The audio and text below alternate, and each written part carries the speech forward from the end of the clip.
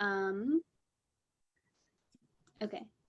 So I'll kind of just say my pronouns and my how old I am and what grade I am, and then I'll let Khalees do that. And then if you kind of want to introduce yourself and that type of thing. So my name is Jacqueline Canchola. I'm 17 years old. I'm a senior at Redwood High School. Hi, my name is Khalees Curtis, and I'm a sophomore at El Diamante High School, and I use she, her, hers pronouns. And hi, I'm Abre Connor. My pronouns are she, her, hers. I am now the directing attorney for health at the Law Foundation of Silicon Valley. Previously, I was a staff attorney at the ACLU of Northern California. Awesome. I also forgot to say my pronouns are also she, her, hers. Yeah, and with that, we'll get into the first question. So I'll actually let Khalees ask the first question.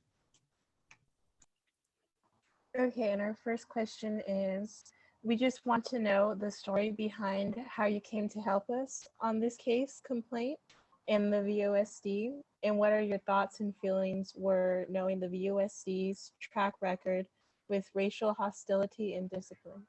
Yeah. So I came across the issue actually because it started as a First Amendment, a free speech issue. And so there was a student who was wearing a Confederate flag sweatshirt, and the school district was planning to try to ban hate messages on clothing. And I was concerned that if the school district tried to change the dress code to ban hate messages, that would likely in practice disproportionately harm Black, Latinx, Indigenous students. And so I partnered with a few community groups in Visalia and in the Visalia area to get a better sense of what the community was saying around this dress code change. And there were some community groups who were looking at it and some who didn't know that, they were planning to make that change.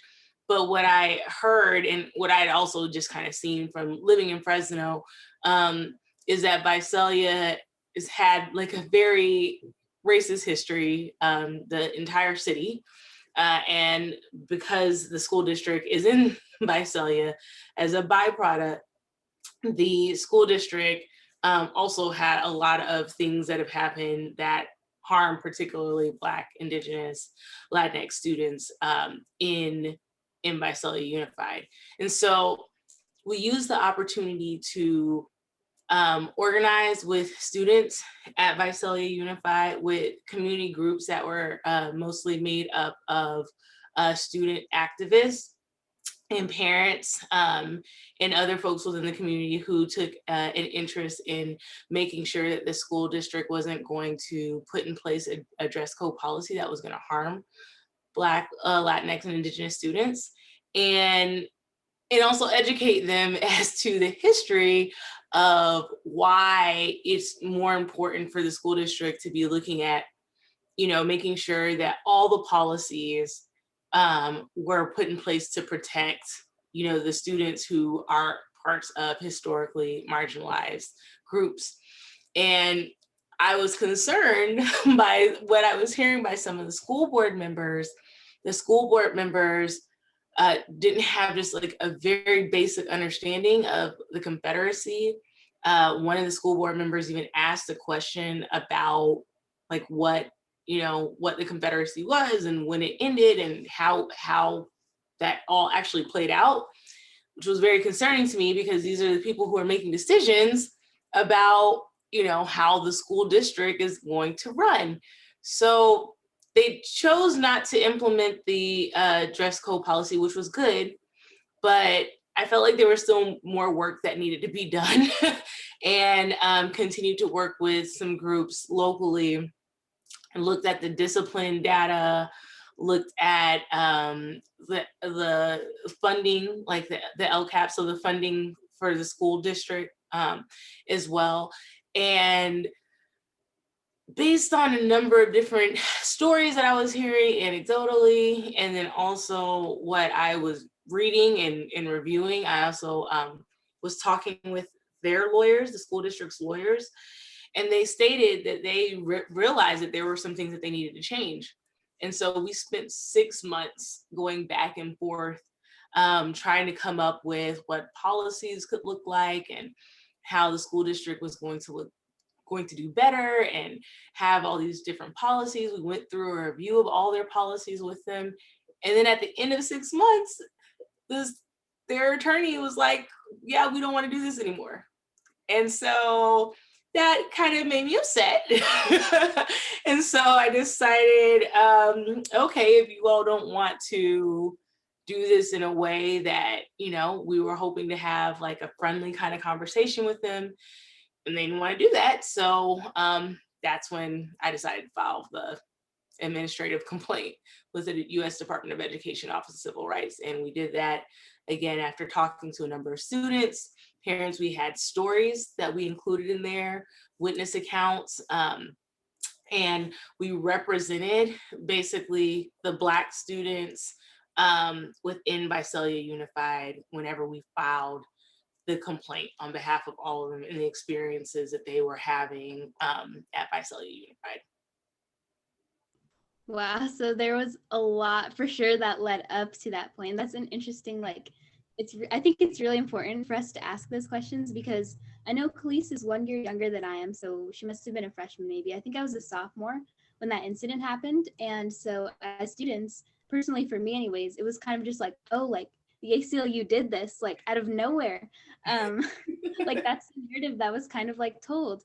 And so I think it's really interesting to hear, that back and forth that actually took place and everything before that even. Yeah. So thank you for that. And I guess the next question that we'll go into is like going a little bit deeper into the perspectives that you got meeting with students and also community groups in Visalia.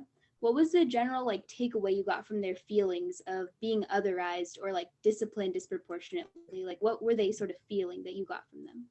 Yeah, I think overall it seemed like there was definitely disproportionate discipline for like Black and Latinx students, but that the general consensus was that people felt that Black students, because they made up such a small number of students in the school district, that no one really took any of their concerns seriously. And the school district even put in something that they kind of put out there for the public in one of their previous like funding their LCAP reports, that, yeah, we know that we have disparate discipline, but there's actually just not that many Black students here. And so from even the school district's own account, from the community's account, from the students' account, they felt like they didn't have a voice. A lot of the Black students that I talked to said, they would hear the N-word like being used by a lot of like non-Black students on a regular, and they just gave up even trying to tell teachers because their teachers weren't going to do anything about it. Or if they had like concerns around mental health issues that would come up, that they felt like because they were a Black student that was raising that it was automatically dismissed, and that they would just get in trouble for things that no other student would get in trouble for. And so for us also, what was important was also to kind of demonstrate to the school district that you can't just take the stance that just because you don't have that many students who are part of a particular community, that you don't have to take their concerns seriously. And that was kind of what we continue to hear from students and parents and community groups as well.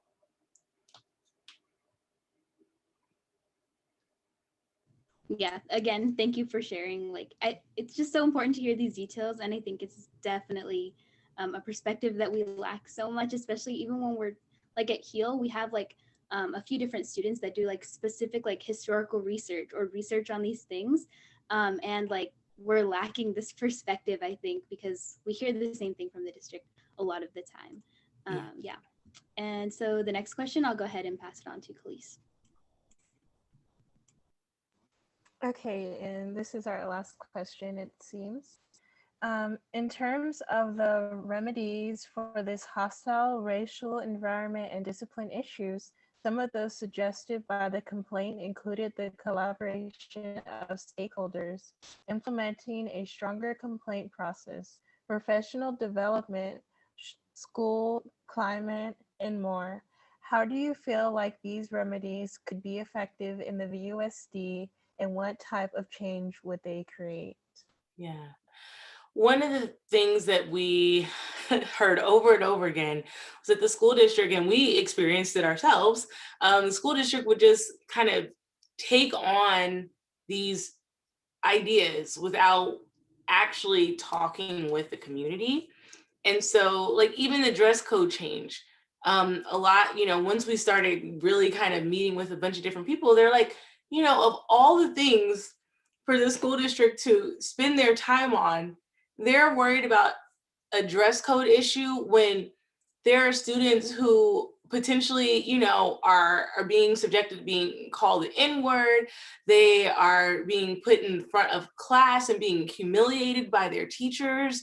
And, but you're worried about a dress code issue that you're not even going to be able to fix. So that's why, like, the collaboration piece to us was really important. I think that more professional development seemed needed because there was just a lack of just basic understanding of cultural competency. And when you have people, when you have staff, when you have teachers and administrators who are supposed to be in the position of recognizing whether or not a student should be disciplined, and even their idea of like what discipline means, do they even need to utilize like the discipline policies that they have set out, or should they be reimagining something different? Having just a better sense of a world that doesn't necessarily traumatize students by humiliating them, by taking them out of class, and even like some of the things that students were being disciplined for may be kind of inherent to their culture, who they are as like students and their cultural identity. And so having more professional development, and then also just understanding the law, just at a very base level. Right now, I teach education law to teachers and administrators, and I realize that like sometimes, even though these are the people who are supposed to be in the classroom, they're supposed to be the ones who have a really good understanding of how they're supposed to carry out the law, they don't necessarily always get it right. And so having more professional development to just understand students have free speech rights, that the school district is supposed to be affirmatively combating racism and discrimination, like them understanding that could also just shift the culture at the school district. And then also, I mean, some of the other things that we felt like were important, to your point, was the grievance process. What I said earlier rings true to how we came to that point. So with the grievance process, I mean, students were not actually submitting grievances because they felt like there wasn't anything that was going to come from it. And so they're like, well, why would I submit something if I know that nothing's going to happen on the other end? And what the school district tried to point out whenever we were talking with them about like these issues, they're like, well, no students are complaining to us about this.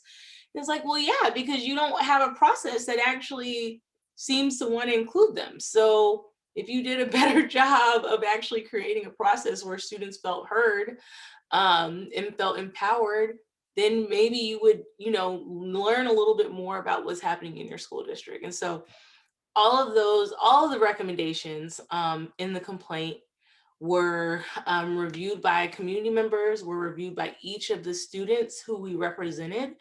And we also were working with a couple of other groups who had looked at similar issues in other school districts, just to make sure that what we were presenting were the ideas that the students who were actually at Visalia Unified wanted to see come about and change.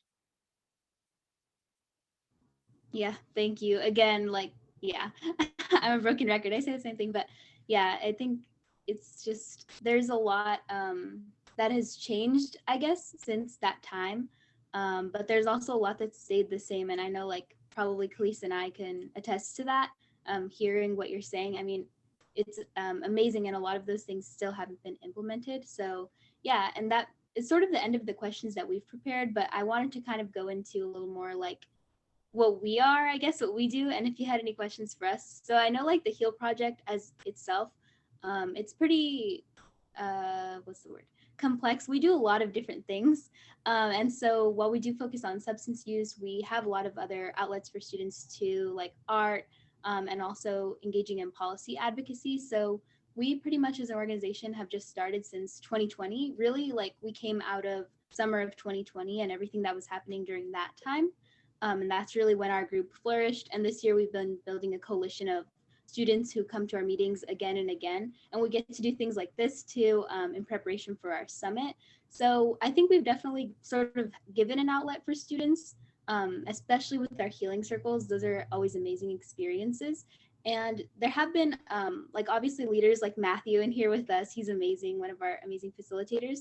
And also we've gone to work with like other district leaders, like Mr. Gridiron, who's always doing such amazing work in our district and in our the equity like offices at VUSD. So a lot has changed, but I would say out of 2020, one of the things that we probably got as a group too was that a lot hasn't changed, because I think a lot more students wanted to speak up during that time. And so that was sort of an interesting thing to see in light of everything that's already happened. But yeah, feel free to ask if you have any questions about what we do, or even just for Khalees and I. Yeah, I mean, that's really, you know, I mean, it's sad to say, I'm not shocked that the district didn't implement everything. I'm not shocked, but it is good to hear, that there were some things that at least that they felt like they had to do something. And I was like reading a few like articles that would come out from time to time, and they would like mention the complaint in they're like, we're doing this because we had this complaint filed. I'm like, yeah, okay, great. Well, I'm glad you thought that. You need to listen. But I mean, what at this point would you say are like the biggest issues that the school district still has not like really budged on at all? I can go first, and then Khalees, if you want to go, because you might have something different than I can say. But one of the things that we faced a lot of pushback was during the summer is just like their language. Like, they don't want to use anything past like equity, like providing justice, or like the fact that there is racial discrimination. They won't address that. Like, even our group is supposed to be called actually Youth for Social Justice, I believe. Like, that's the name we had taken. And they wouldn't let us use it because we're not like a part of USD, but we do a lot of things with them. So, but they basically censored us because they didn't like it, social justice. They didn't feel like that was necessary, or like that took it too far, especially in light of like 2020. So, I would say language and just addressing things is still an issue here. Yeah, sorry, I don't want to cut you off, please, but I would love for us to maybe have a follow-up conversation. I know I'm not still there, but they shouldn't have done that. Yeah, I would say not like I would I don't think that they have the authority to make that. I mean, I understand that that's what they told you all, but just at a very base level. And I'm happy to also just share with you all some like know your rights information as well about like starting clubs and organizations. It's used to, and it still does happen a lot with like GSA. They like have a lot of times like GSAs will have like a lot of obstacles in trying to start their organization, or like what they're able to say is their like purpose and their mission, things like that. And those aren't actually things that the school district should be able to censor. So I'm happy for us to, I will send you some materials, and maybe we can set up a time to chat about that, just like off the record. Yeah.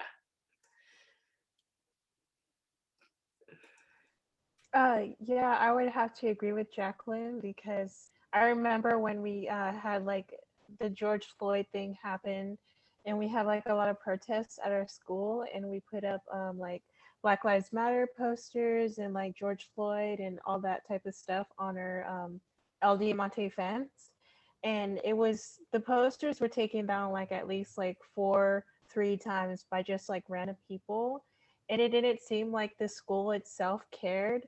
And what ended up happening is they like moved the posters, and then they like put up this one like small poster that said like equity and health or something like that, and it was just like really agitating, and the poster isn't even there anymore. Like I don't know what happened to it, but it's gone now, and I don't think like anything really came from it. And like I'm glad we have a BSU now, and I'm a part of a club called SJA, Social Justice in Action, and that's like been around since like 2019. And I'm glad we have like clubs and stuff like that, but I feel like in a way they only started because of this situation, not because they actually wanted to like make us feel more heard or like involved in our school campus or community. Yeah. Wow, that's interesting. And now hearing that there's also another group that has social justice in their name, and they're like, you all, anyways, to me, even more a little riled up by hearing that. But I am, you know, yeah, I mean,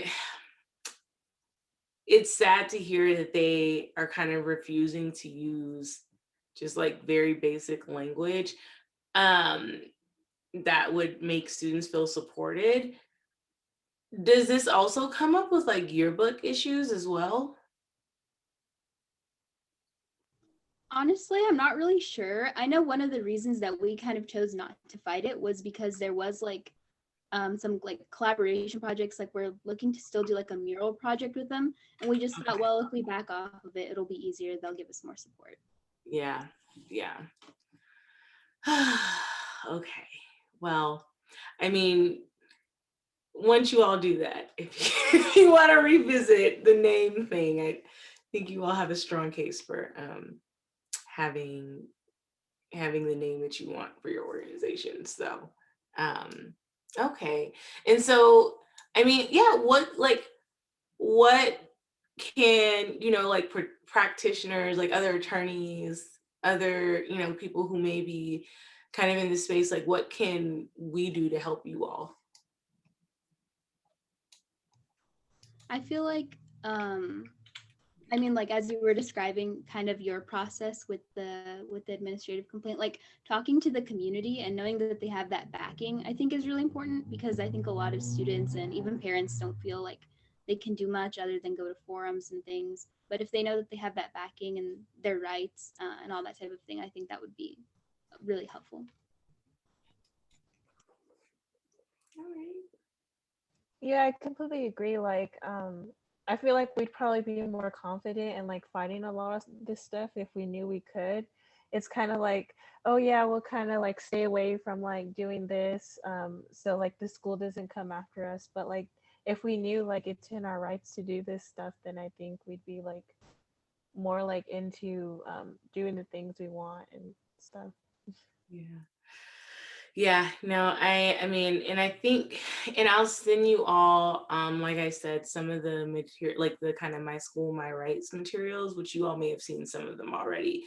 Um, but some kind of, I feel like that may be more specific to some of the things that may still be ongoing at Visalia Unified. And so, yeah, and of course, I'm happy to, like if there's like a talk or something that you all think would be helpful, feel free to reach out to me.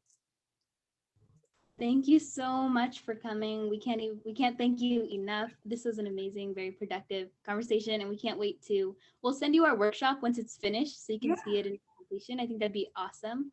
But other than that, again, we're so thankful. I don't know if you have anything else to say, Khalees.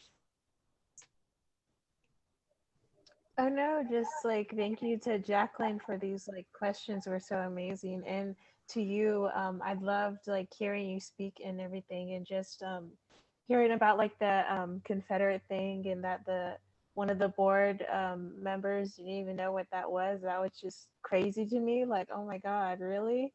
Some basic history they don't even know, and they're in charge of like a school district. But Exactly. just thank you so much. I'm like amazed by all this. Well, I'm amazed by you all for pulling all of this together and for like really, demonstrating what students leading, the advocacy and the work that you all want to see looks like. So this is fantastic. So I really appreciate you all reaching out to me. Yeah, thank you so much. Losing my voice. Sorry. Yeah, I think that's everything. But if you wouldn't mind, if we can actually do a Zoom picture. Okay. Oh gosh. My end of work day look. Okay, so this is how it usually goes. I'm gonna count down from 3, and when I land on 1 is when I'm gonna take the photo. So we're gonna do a serious photo first, or sorry, smiling picture first. Your nice candid profile on 3, 2, 1. Got it. All right, and then we're gonna take one more. Actually, I have. Oh, it was me. I can't even see your faces right now. Okay, so here we go. All right, here's our next one. Silly foot faces on 3, 2, 1. Got it. Thank you. Awesome. All right, one more Vogue shot. Give me a second. All right, ready? 3, 2, 1. Got it. All right, thank you all. All right, thank you. Have a good rest of your day. Thank you. All right, I'm gonna send that to you both right now. I think that was pretty fun. Yeah, it was a great conversation. I'm surprised actually. I didn't know she was that cool. I didn't know anything about what happened in the past with VOC actually. So that was kind of nice. I was gonna ask actually Matt one day, and maybe if we can, obviously before the summit, so we have like a couple weeks. Do you think we can come in for a session and you can kind of help us like edit some parts out, so we can put it in our workshop, or just like one